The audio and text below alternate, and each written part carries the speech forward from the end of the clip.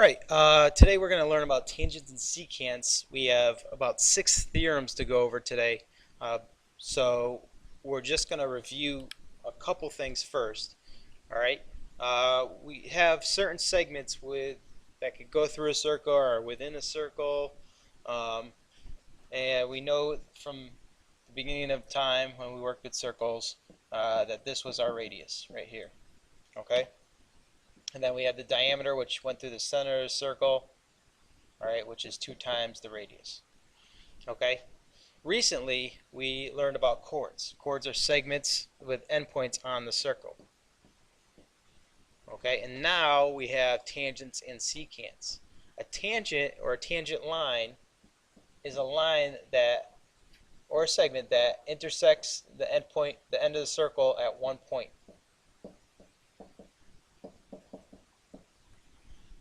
Okay, a secant is a line that goes through the circle at 2 points.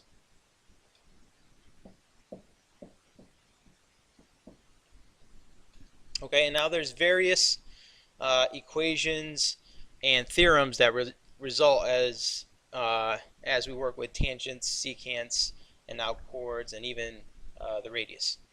All right, the first theorem says that a tangent line is perpendicular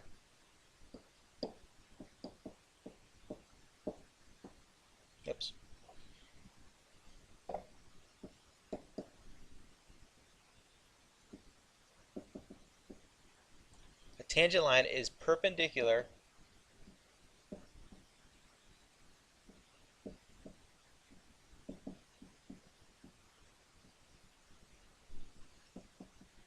to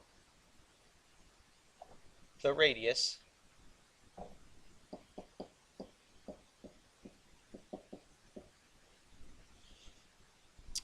where they intersect.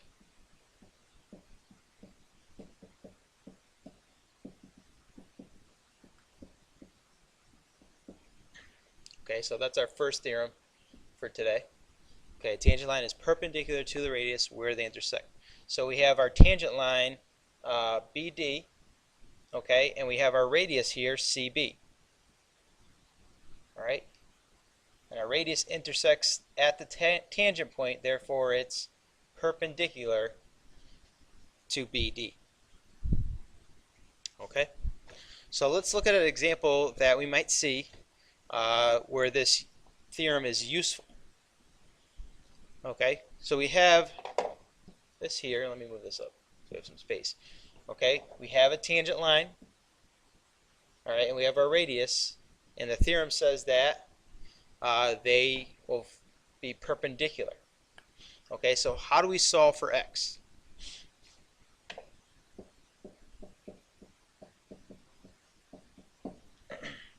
All right, how do we solve for x? Well, we have a right triangle.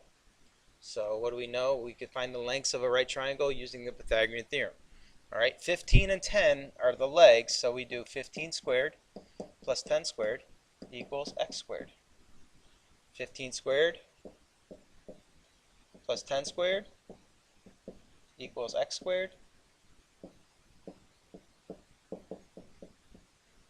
Okay, square root. Okay, and I don't know this off the top of my head, but I know that it splits off into square root of 25, and 25 goes into 325, 4, 8, 12, 13 times. So x equals 5 square root of 13. Okay, that's our first theorem. Again, the tangent line is perpendicular to the radius. The next one says that any tangent line that shares the point with another tangent line are congruent. So we have tangent line AB and tangent line AF, and they share point A. They come from the same point. All right, therefore AB is congruent to AF. Okay?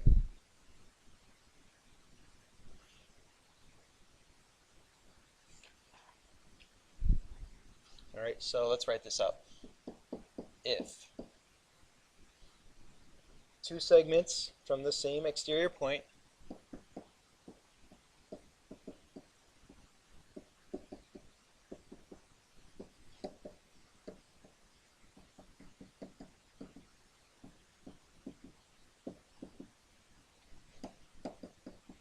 in this case the exterior point is A,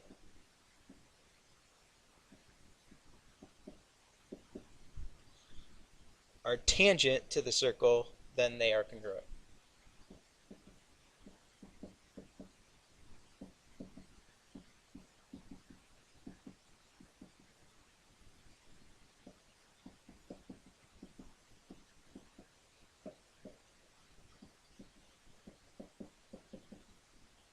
Oops.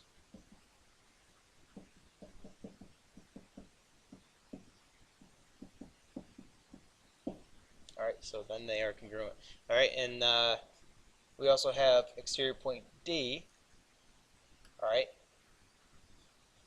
so DC is tangent, and DE is also tangent to the circle, so therefore CD is congruent to ED. Okay, in our example, we have ST and SU, and SU is tangent to the same circle as ST. Okay, therefore SU is going to be the same as ST. Alright, so 7x minus 3 is going to be the same as 5x plus 1. And we can solve for x.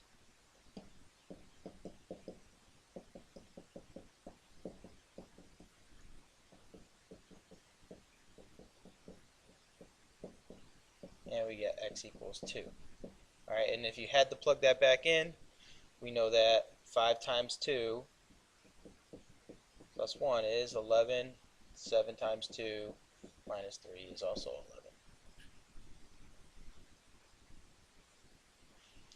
11. Alright. This one kind of relates to the last theorem. Okay, if two lines are tangent from the same exterior point, then they're congruent. Alright, so what we could do is find the perimeter here of this triangle.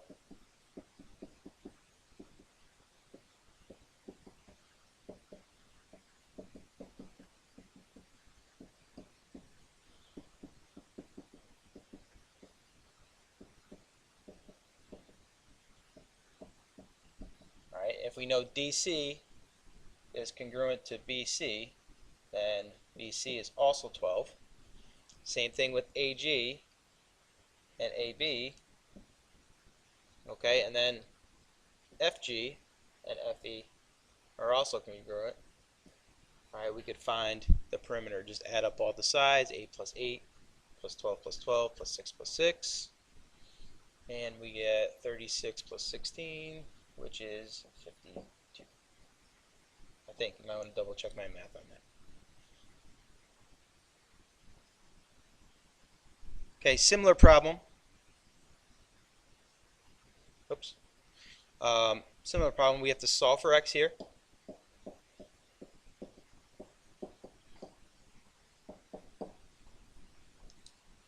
Okay, so 3x would equal what? Well, CT and CU should be congruent. So we know 3x equals 18. Therefore, x equals 6.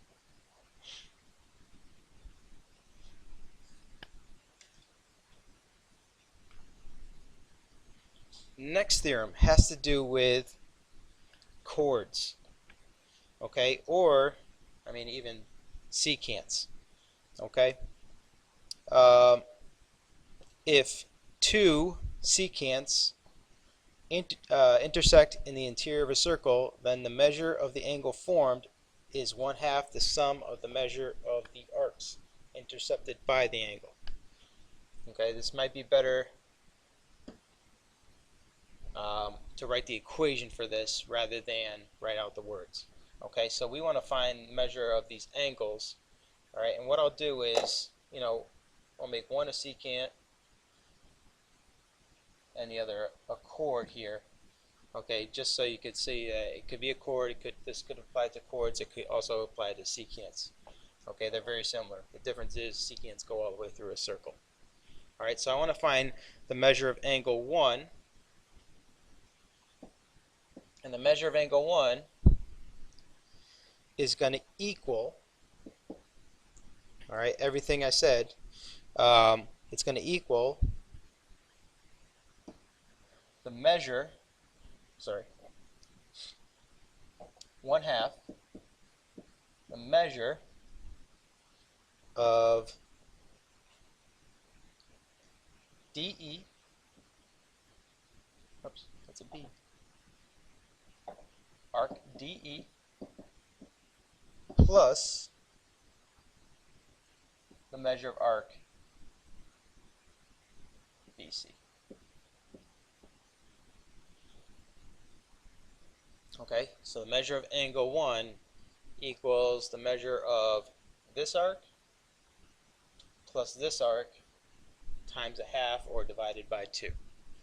All right. If we wanted to find the measure of angle 2 using the same theorem, the measure of angle 2 is going to equal 1/2 the measure of arc DC plus the measure of arc BE.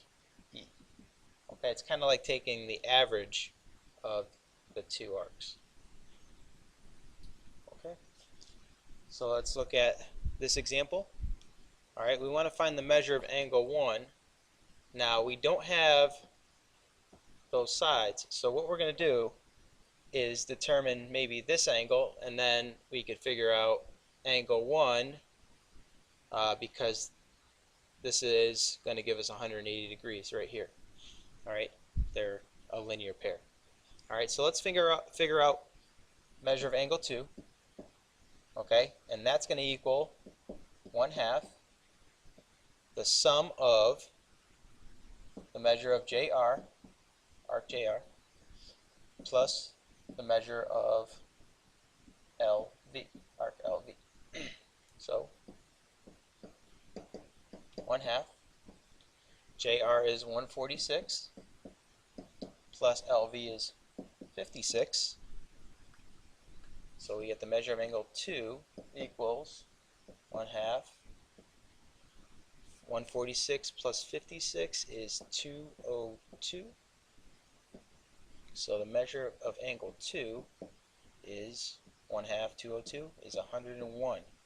All right, therefore, if we do 180 minus 101, we'll get the measure of angle 1, which is 79 degrees.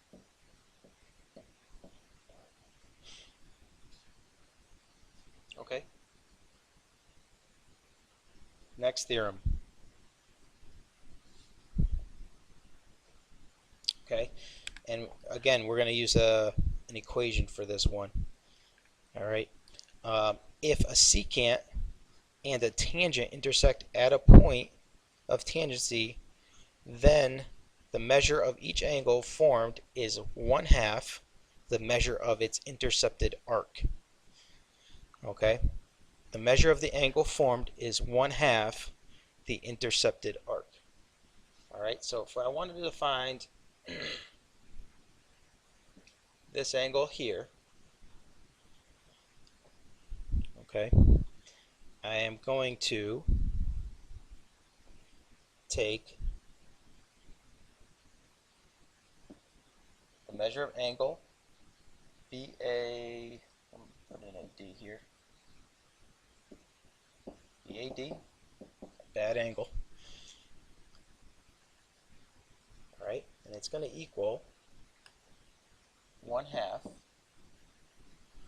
the measure of angle BC, oh, not angle, I'm sorry,